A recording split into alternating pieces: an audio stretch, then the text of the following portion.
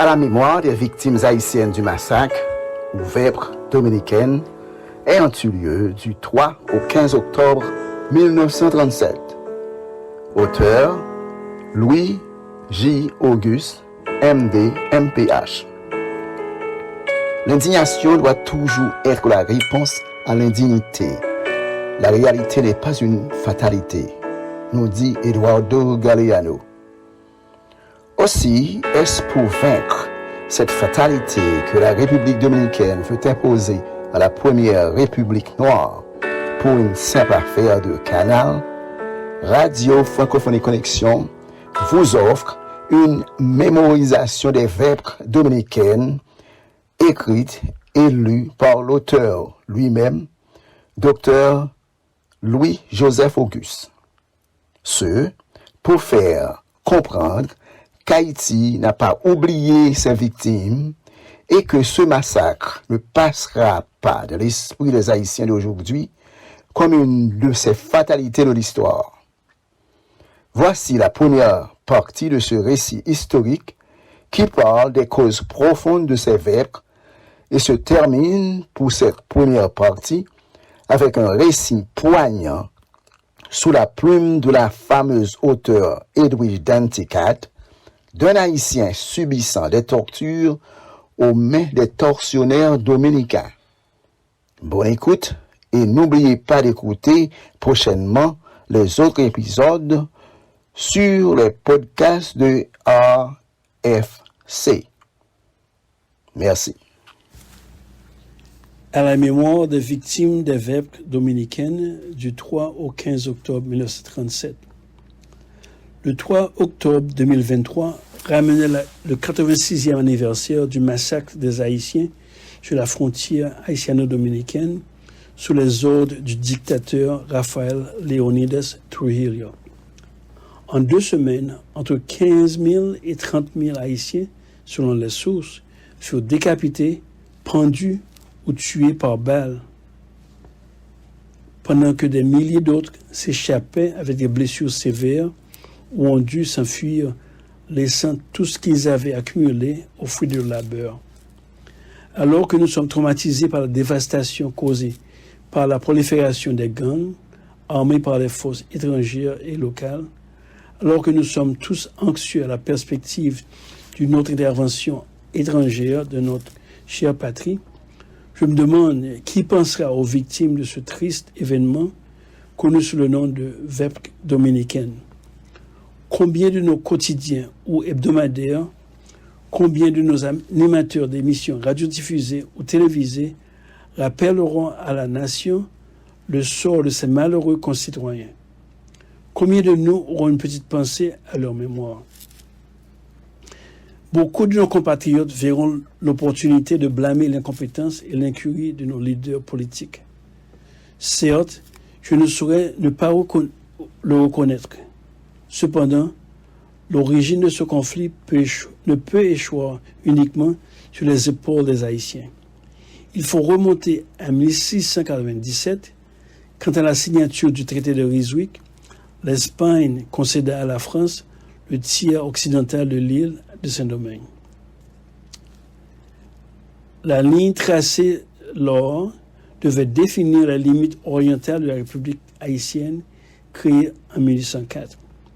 Cependant, cette frontière, au cours de plus de 300 ans, a été modifiée plus d'une fois, non seulement officiellement, mais aussi de facto, en fonction des conflits militaires dont les deux pays ont été la scène, quand par exemple, Toussaint Louverture s'est battu à tour de rôle sur le pavillon français, puis espagnol, et en fin de compte encore sur le pavillon français, réarrangeant à plusieurs reprises le territoire contrôlé par les Français.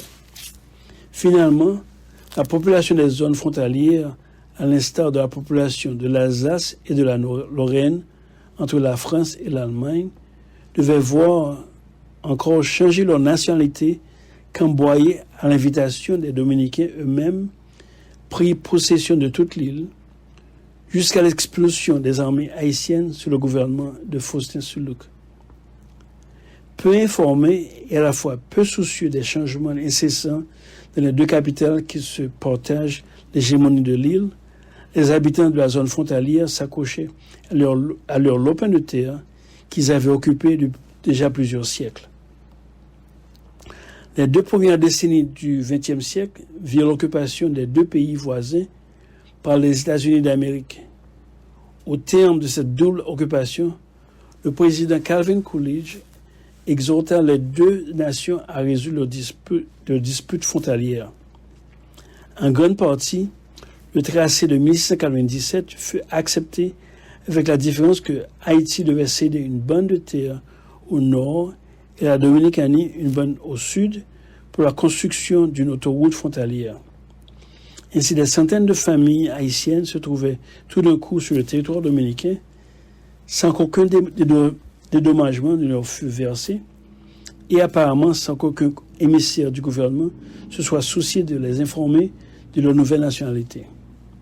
En fin de compte, avec la disparition des aînés et l'arrivée des nouvelles générations intégrées par la langue, les coutumes, le système d'éducation, le problème aurait pu se résoudre spontanément et à la longue. Cependant, c'était sans compter avec le facteur de race, car les Dominicains ne voulaient absolument pas de ces paysans haïtiens, en majorité peu métissés et donc de complexion noire. En effet, alors que les Haïtiens, de par la Constitution de 1805, se décrétaient une nation noire et offraient la nationalité haïtienne à tout individu d'origine africaine, les Dominicains ont toujours renoncé à la contribution africaine de leur héritage.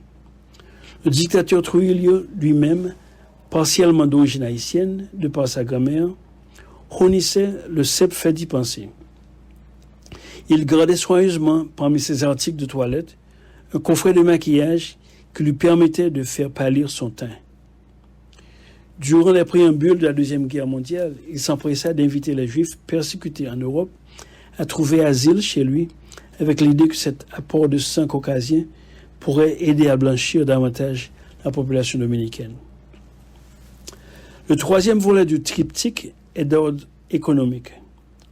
Pendant l'occupation américaine, les industriels américains investirent beaucoup plus dans l'économie dominicaine qu'ils ne firent en Haïti.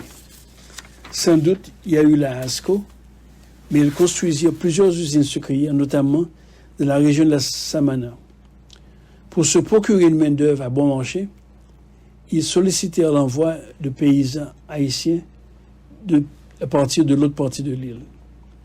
À ce moment-là, l'industrie sucrière prospérait.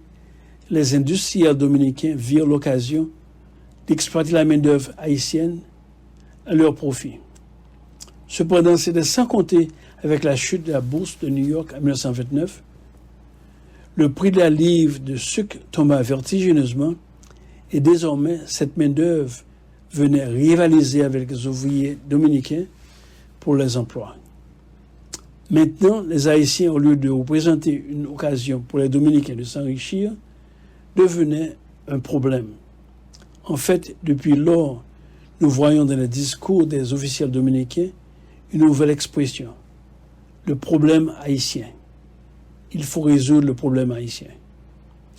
Quelle occasion pour n'importe quel politicien convoitant un poste de gouvernement de gagner des votes. Trujillo, toujours en quête de se faire accepter par la bourgeoisie dominicaine, il vit l'opportunité d'asseoir sa popularité. Prétextant que les Haïtiens sur la frontière volaient le bétail des rancheros dominicains, il décida, tout comme son idole, le Führer allemand, allait faire des Juifs, de mettre fin au problème haïtien. Pendant l'été de 1937, il entama une campagne de démonisation des Haïtiens et mit sur place un plan sordide pour maximiser les pertes de vie haïtiennes tout en donnant le change et prétendant que c'était une réaction spontanée de la paysannerie dominicaine. Les soldats chargés de ce méfait reçurent des instructions strictes d'éviter d'utiliser leurs armes à feu ou leurs baïonnettes et de couper les têtes de préférence à la machette. Les premières têtes commençaient à rouler le 3 octobre 1937. Bien sûr, les masses dominicaines participèrent et comme des hordes de loups assoiffés de sang, ils poursuivirent les Haïtiens partout où ils se réfugièrent. La petite histoire nous dit que Le test de nationalité consistait simplement à demander à un individu de prononcer le mot espagnol perejil, qui veut dire persil. Si l'individu n'était pas à même de rouler le R comme un Dominicain, la peine de mort lui était octroyée illico. En fait, le massacre atteignait une dimension bien au-delà de la nationalité. Le dictateur voulait purger son pays du sang noir et de nombreux Dominicains de couleur noire furent exterminés aussi. Il n'était même pas question de les renvoyer en Haïti, puisque ceux qui s'enfuyaient vers la frontière étaient fauchés par les balles des soldats dominicains, encore même qu'ils essayaient de franchir la rivière du massacre, qui, entre parenthèses, tient son nom de notre massacre au temps de la colonisation française et espagnole. Les horreurs de ces 2 semaines ont été bien capturées dans le roman de l'écrivain haïtien Edwige Danticat, intitulé The Farming of Bones. Dans la préparation de ce roman, Mme Danticat passa plusieurs semaines sur la frontière haïtiano-dominicaine à interviewer les survivants de cet enfer. Leurs témoignages lui ont permis de reconstruire les péripéties vécues par nos compatriotes. Elle met le récit suivant dans la bouche d'un de ses personnages. Now the others circled Eve and me. We were lifted by a mattress of hands and carried along next to T-Bone's body. The young toughs waved parsley sprigs in front of our faces. Tell us what this is, one said. Que diga perejil. Eve and I were shoved down onto our knees. Our jaws were pried open and parsley stuffed into our mouth. My eyes watering, I chewed and swallowed as quickly as I could, but not nearly as fast as they were forcing the handfuls into my mouth. Eve fell first, coughing and choking. His face was buried in a puddle of green spew. He was not moving. A few more people were lined up next to us to have handfuls of parsley stuffed down their throats. I coughed and sprayed the chewed parsley on the ground, feeling a foot pound on the middle of my back. Someone threw a fist-sized rock, which bruised my lip and my left cheek. A sharp blow to my side nearly stopped my breath. The pain was like a stab from a knife or an ice pick. Rolling myself into a ball, I tried to get away from the worst of the kicking horde. I screamed, thinking that I was going to die. What was the use of fighting? Et je traduis pour les non-anglophones. Maintenant, les autres nous entouraient, Yves et moi. Nous fûmes soulevés par un matelas de mains humaines pour être déposés à côté du corps inanimé de Thibaut. Les petits vagabonds agitaient devant nous des branches de persil en répétant « Dites-nous comment cela s'appelle. Dites perejil. » Yves et moi fûmes jetés sur nos genoux. Ils nous forçaient à ouvrir grand notre bouche et les remplir de persil. Les larmes aux yeux, je me mis à mâcher et à avaler aussi vite que je pouvais, mais je n'arrivais pas au rythme qu'il forçait le persil dans ma bouche. Yves, toussant sans arrêt et à demi asphyxié, tomba la face contre terre, atterrissant dans sa vomissure verdâtre. Il ne bougeait plus. Ils alignèrent d'autres Haïtiens à nos côtés pour continuer à leur fourrer des poignées de persil dans la gorge. Je me mis à tousser à mon tour et expulser un jet de persil mâché, au même moment que je recevais un coup de pied au milieu de mon dos. Quelqu'un lança contre moi une pierre aussi grosse qu'un poing qui m'attrapa aux lèvres et à la bouche gauche.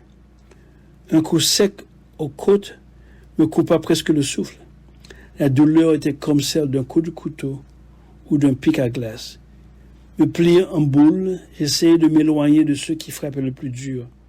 Je hurlais, pensant que j'allais mourir. À quoi servait-il de se battre? N'oubliez pas de brancher la prochaine fois pour écouter Dr. Auguste nous conter une autre partie de son texte historique au sujet des vêpres dominicaines. C'est Dr. Carl Gilbert, présentateur et producteur de ce programme. À la prochaine.